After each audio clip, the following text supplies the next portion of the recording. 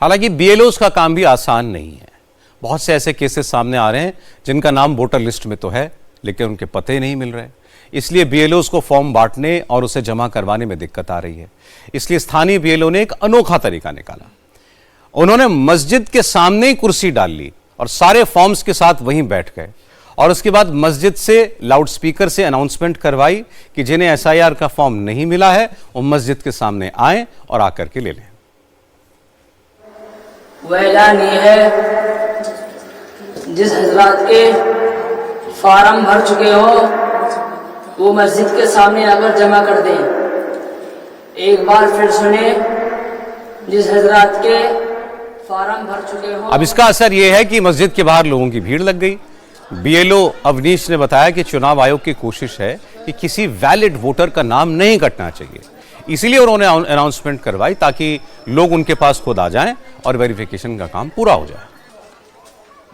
ये तो सर यहाँ पे बहुत सारी हैं, जैसे यहाँ पे मकान नंबर नहीं पड़े हुए हैं।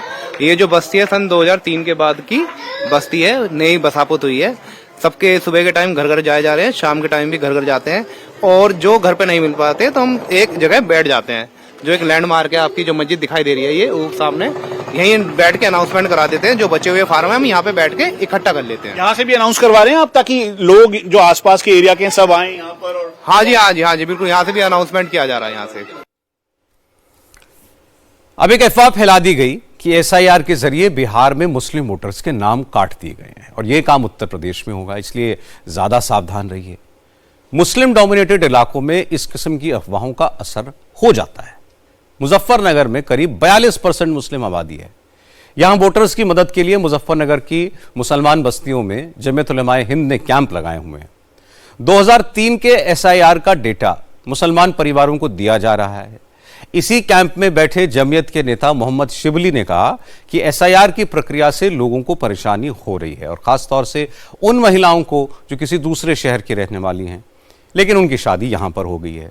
मोहम्मद शिबली ने कहा कि चुनाव आयोग को एसआईआर की प्रोसेस में कोई जल्दबाजी नहीं करनी चाहिए, इसकी समय सीमा ज्यादा रखी जानी चाहिए थी। यहाँ जो है हमने तकरीबन 8-9 दिन हो गए कैंप लगाए हुए और ये जो फार्म आ रहे हैं, बहुत से फार्म भर रहे थे लेकिन बेचारों को पता नहीं था, गलत भर रहे थे। इसलिए जमीयत उलमा हिंद का मशवरा हुआ और जगह जगह जो है कैंप लगाए गए जमीयत उलमा हिंद की तरफ से कि ताकि हम जो इनकी मदद कर सकें। फार्म जो है इनका आसान हो जाए भरना। कुछ को पता नहीं है क्या भरना। दूसरी बात है कि बीएलओ जो है वो घर घर नहीं जा रहे और फिर बॉसों को एक फार्म दे रहे, 2 फार्म देने, 1 फार्म दे रहे बॉसों को, यानी पूरन दे रहे। जब मान लिया 1 फार्म देंगे और 1 फार्म ने भर के उन्हें दे दिया तो दूसरा फार्म का क्या होगा फिर? लेकिन लखनऊ की तस्वीर बिल्कुल अलग है। सब कुछ बड़े सिस्टमैटिक ढंग से चल रहा है। इंडिया टीवी के संवाददाता विशाल प्रताप सिंह पुराने लखनऊ के वजीरगंज और हैदरगंज इलाकों में गए। यहां करीब 99% मुसलमान आबादी है। यहां बूथ लेवल अफसरों ने कैंप लगाया हुआ है। आने वाले हर वोटर को फॉर्म दिया जा रहा है। भरे हुए फॉर्म जमा किए जा रहे थे। किसी को कोई दिक्कत नहीं थी। जिसकी दिक्कत थी उसकी मदद की जा रही थी। इसलिए इस कैंप पर पहुंचे ज्यादातर लोग इंतजाम से संतुष्ट दिखे। बूथ लेवल अफसरों ने बताया कि जब एसआईआर की प्रक्रिया शुरू हुई थी तो यहां भी लोग डरे हुए थे। इसको लेकर कंफ्यूजन की स्थिति थी। लोगों को लग रहा था कि एसआईआर के बाद उनका वोट कट जाएगा, लेकिन जब उन्हें सारी जानकारी दी गई तो लोगों ने इसमें बढ़ चढ़कर हिस्सा लिया। कैंप पर पहुंचे लोगों ने भी कहा कि जो बाहरी है या जिनकी मृत्यु हो गई उनका नाम कटना ही चाहिए। लेकिन जो लोग ये आरोप लगा रहे हैं कि एसआईआर में सिर्फ मुसलमानों के नाम काट दिए जाएंगे तो ये गलत है। नाम कट नहीं रहे बल्कि जुड़ रहे हैं।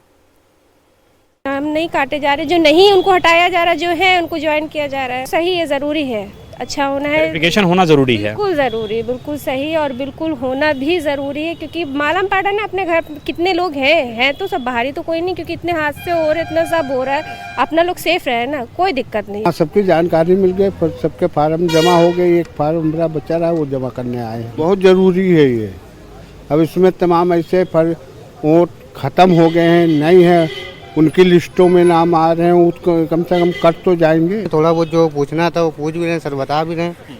बाकी तो सब कुछ हो गया, बस 3-4 जने बचे हैं, बस बाकी हो गया है। हम नहीं कह सकते कि काटे जा रहे हैं। हम लोग खुद चाह रहे हैं कि सबसे जुड़ के चले, सबसे जुड़ के चले, सबको सहायता मिले सब मिल के चले, हम लोग ये चाहते। अगर सरकार ने ये निकाला है तो ये मतलब कि वोट जोड़ने के लिए अगर किसी को वोट काटने का होता तो ये निकालता ना। जो जिनका अधिकार नहीं है, जो इस देश के नहीं है, उनको यहाँ से उनका वोट सही में काटना चाहिए। हमारे घर के 9 लोगों के फॉर्म थे, सबके नाम मिल रहे हैं। हाँ, सबके नाम मिल रहे हैं। कोई दिक्कत परेशानी समस्या तो नहीं है। दिक्कत समस्या नहीं है। यहाँ जो कैंप लगाया गया है इससे हम लोग को काफ़ी सहायता मिल रही है। जो लोग गलत तरह से अफवाहें उड़ा रहे हैं वो गलत है, या जुड़ रहे हैं नाम कट नहीं रहे हैं। ये लोग कोऑपरेट कर रहे हैं, बहुत तरीके से कर रहे हैं। अच्छी बात है ना, ये पूरी लिस्ट साफ सुथरी हो जाएगी आगे के लिए, और ज़्यादातर जिनके नहीं है उनको जोड़े जा रहे हैं नाम, और तो सारा काम बहुत तेज़ी से हो रहा है। ये लोग बहुत तेज़ करा रहे हैं। वोटर लिस्ट में गड़बड़ियां दूर होनी चाहिए।